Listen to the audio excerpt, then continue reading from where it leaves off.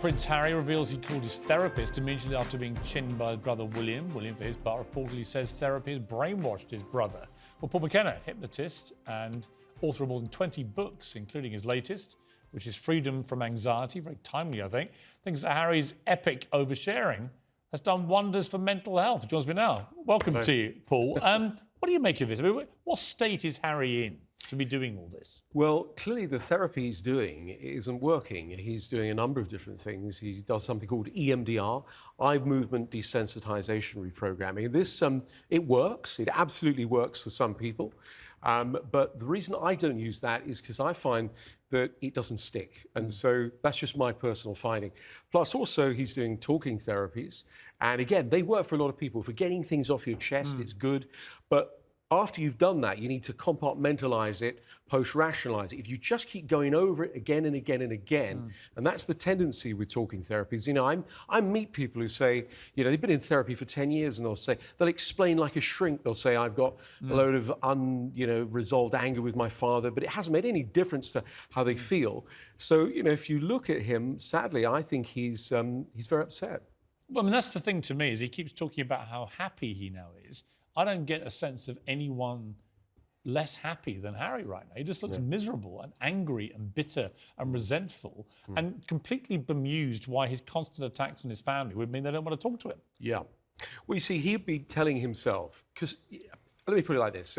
Basically, the majority of people, they don't wake up each day and think, how can I hurt people or upset people? You know, they actually think that they're well-intentioned. And so he'll be saying to himself, his narrative will be that he's been victimised, he's been, he's been wronged, etc. And everything that's going on right now plays into that. He talks a lot about his mother, and obviously, he goes without saying, it was an appalling thing to happen to him when he was just 12 years old.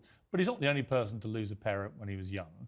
And he's now heading towards 40, and he's still going on and on and on about it. Again, I just see slight alarm bells with that he can't seem to let anything go, and he's constantly recycling all these things in his mind. Whereas people I know who've lost parents young, they do manage to move on. They compartmentalise it, like you said. Yes, I mean, so I've worked a lot with war veterans in the last few years with PTSD. And some people, we say the past is always present. They're literally, as you say, reliving it. They're still in Iraq or they're still on a battlefield. And they think about it all the time. And it goes on in their mind. So they're a prisoner, if you like, of their own thinking.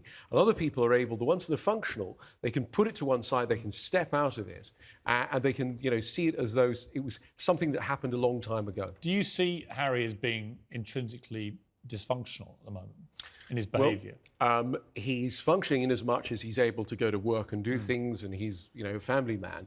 But what you just said is when I see him interviewed, he seems sad and he seems angry. Yeah. And, those are not great places to live. I mean, we all have to feel sad and angry at certain times in our life. And, he has been through a terrible trauma with the loss of his mother, and it's amazing. We all have a mechanism within us to get over things. And some people get over things quickly and other people can take years. Well, his own brother has taken a very different path. William, he went through the same misery and hell. He had to do the same thing that Harry did. Yeah. He's only 3 years older. He's managed to go through it in a much better way, I would think. Yeah, sometimes you find this with brothers or sisters. They can both go through a traumatic incident, and one of the siblings is fine, and they just get on with life, and the other... And why is that? Well, again, it's to do with the way that they processed it in their mind.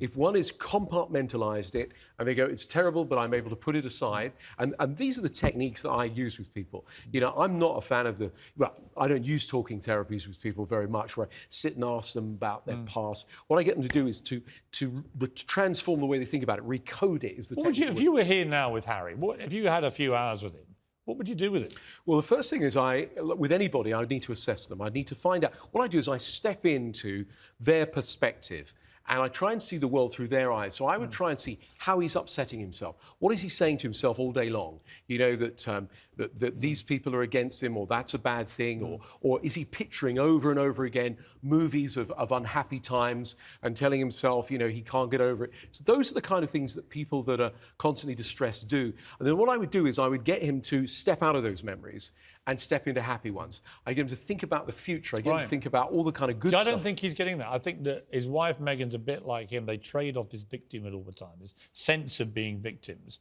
And it's wrecking their lives even. Yeah. It's not making them happy or free. No, I think the thing with, with being victimised is you get to feel virtuous, you get Right. to feel superior. And, nowadays, some people wear it like a badge. Yeah, don't yes, it's a badge of honour. It's like something to be proud of. I'm a victim. Anxiety generally, I've noticed I've got 3 sons in their 20s. Yeah. So I see a lot of young people, a lot around them, their friends and so on. A lot of the younger ones have got a lot of anxiety issues. Yeah. Is it as simple as social media, which can be great, can also just hurl at young people, particularly things like Instagram and so on, constant imagery, either of a life that they can't have or of really disturbing imagery which flashes around social media, which you would have never seen 30 years ago? Yes. Is it a combination of these things? Absolutely, it's totally a combination of that. And, the other thing is that, as we were talking in the break, if there was, say, an incident, where someone gets attacked by a crocodile, it's on TV, it's but it might or might not be. Nowadays, you've got constant flow of images of negative things. All day long. And also all these people with, filters on who look so perfect and you're supposed to be as good as them, so it makes you feel inferior. I mean, we basically, Piers, we've come out of a biological pandemic. We're in a psychological one right now. Yes. And anxiety... What advice do you give, just quickly, to young kids who are feeling very anxious? What's the best advice? Well, I'm going to say... Read the book. Get my book and also download the techniques. But, if people want to use a technique of mine for free, I've put a load of my trances up on my YouTube channel. They could watch them there and then decide if it's for them or not. You know what? Good advice. Read the book, Freedom from Anxiety, Paul McKenna. You've been writing great stuff about all these kind of things for many years. Great to see you. Thank you. Great to see you. I hope the book does really well. Thanks very much, Paul. That's it from me. Whatever you're up to, keep it uncensored. Good night.